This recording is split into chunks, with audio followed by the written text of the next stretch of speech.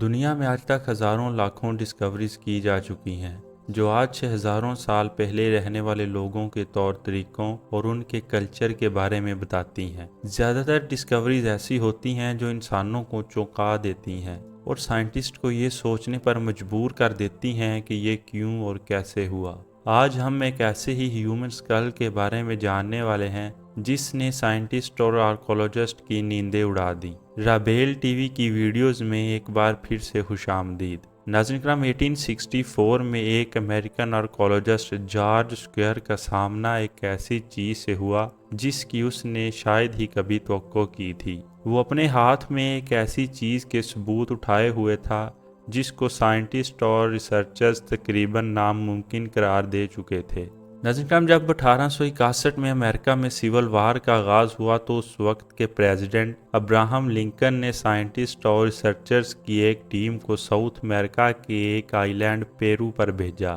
جس کا کام تھا کہ وہ لوگوں کی خوراک کے لیے ہر ممکن کوشش کریں۔ اس مشن کے کمپلیٹ ہو جانے کے بعد اس ٹیم کے ایک ممبر اور آرکولوجسٹ ایکسپرٹ جارج سکوئر نے اسی آئی لینڈ پر رک کر اسے ایکسپلور کرنے کا فیصلہ کیا اور اسی پر اس نے اپنی ایک کتاب پیرو ایکسپلوریشن بھی لکھی۔ ناظرین، اس آئی لینڈ پر 1 سال تک ریسرچ کرنے کے بعد وہ کوزکو پہنچے۔ یہ ایسا علاقہ تھا جو چاروں طرف سے پہاڑوں سے گھرا ہوا تھا۔ یہ وہ جگہ تھی جہاں پہلی مرتبہ اس کے ہاتھ ایک ایسی چیز لگی جو سرجری کی تاریخ بدل دینے والی تھی۔ کھدائی کرتے وقت اسے انسانی جسم کی کچھ ٹوٹی ہوئی ہڈیاں ملیں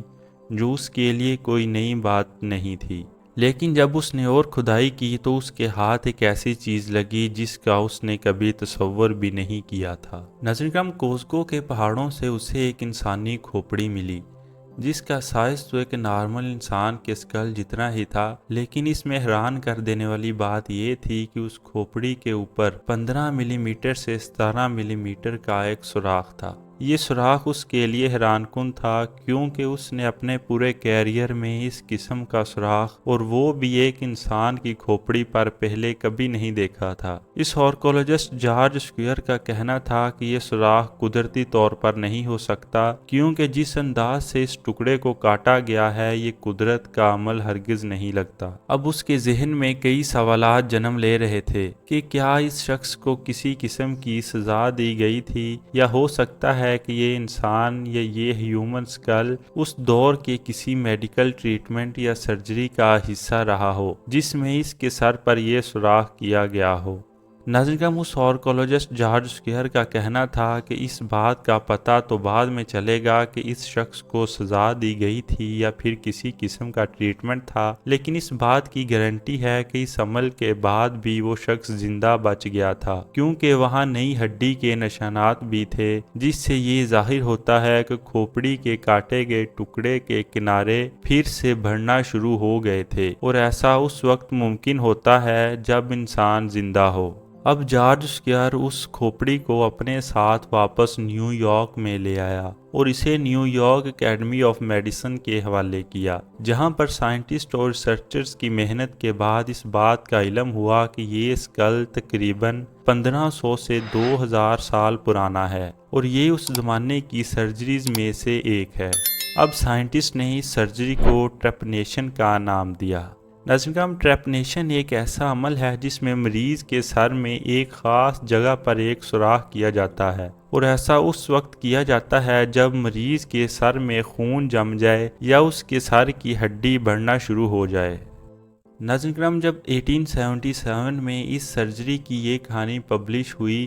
تو سب نے اس کو ماننے سے انکار کر دیا کہ آج سے 2000 سال پہلے کس طرح ایک شخص ٹریپنیشن کے عمل سے زندہ بچ کر نکل سکتا ہے، اور یہ بات واقعی قابل قبول نہیں تھی کیونکہ آج سے 2000 سال پہلے بغیر کسی بے ہوش کرنے والی ادویات کے صرف اس وقت کے چند میڈیکل اکوپمنٹ سے اس قسم کی نازک سرجری کرنا ایک ناممکن سا کام لگتا ہے، اور ایسا اس وجہ سے بھی لگتا ہے کہ آج اس وقت کے جدید ہاسپٹلز اور ایڈوانس ٹیکنالوجی کی مدد سے کی جانے والی ٹریپنیشن سرجری میں صرف 10% چانس ہے کہ انسان زندہ بچ جائے۔ اب اس کھوپڑی کی کہانی صرف یہاں پر ہی ختم نہیں ہوتی ناظرین کرام، اس کے بعد جارج کیورس کو یونیورسٹی آف پیرس میں سرجری کے پروفیسر پال بروکا کے پاس لے گئے۔ پال بروکا نے 1861 میں انسانی دماغ میں ایک ایسی جگہ یا آرگن کو ڈسکور کیا تھا جس کی مدد سے انسان مختلف قسم کی زبانیں بولنے اور سننے کے قابل ہوتا ہے۔ ناظرین کرام، کافی عرصہ اس کھوپڑی پر سرچ کرنے کے بعد پال بروکا کا کہنا تھا کہ کھوپڑی کے اس حصے کو لوہے کی کسی تیز دھار کے آلے کے ساتھ کاٹا گیا تھا، اور جب انہوں نے اس کھوپڑی کو مائکروسکوپ کی مدد سے دیکھا تو اس کے ارد گرد ہڈیوں کے بڑھنے کے نشانات پائے گئے، جس نے اس بات کی تصدیق کر دی کہ اس سرجری کے بعد بھی وہ شخص زندہ بچ گیا تھا، لیکن اس کے مرنے کی وجہ سامنے نہ آ سکی کہ یہ شخص کسی حادثاتی موت کا شکار ہوا تھا یا اس کی نیچرل ڈیتھ ہوئی تھی۔